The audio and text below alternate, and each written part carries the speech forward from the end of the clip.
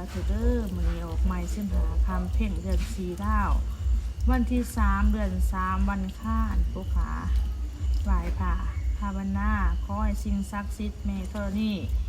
เป็นเจ้าท้าวเวสสุวรรณโนจงเป็นสักขีพยานให้ผู้ขาเด้อขอบุญกุศลที่ผู้ขาไหว้พระภาวนา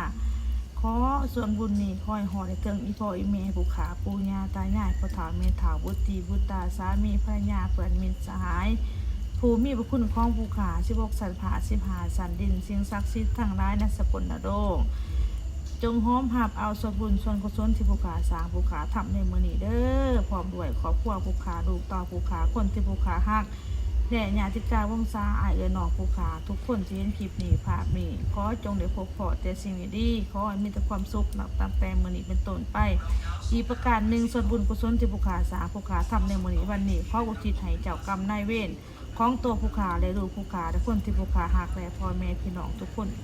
ขอให้เจ้ากรรมนายเวรจงมาหาพร้อมหับเอาส่วนบุญส่วนกุศลผู้ขาเฮ็ดผู้ขาทำในมื้อนี้จงอโหสิกรรมให้ซึ่งกันและกันอย่าได้มีกรรมมีเวรซึ่งกันและกันเด้อจะมีต่อไปขอให้พบพอที่สิ่งดีขอให้มีแต่ความสุขกายสุขใจเด้อขอให้ผู้ขาและครอบครัวผู้ขาคนที่รักผู้ขาพ่อแม่พี่น้องทุกคนให้ได้พบพอแต่สิ่งดีขอให้มีความสุขกายสบายใจให้สุขให้ใสให้เป็นผู้ให้บุญมีปานามีนาประแต่วันนี้เป็นต้นไปเลยซาถูกเด้อถูก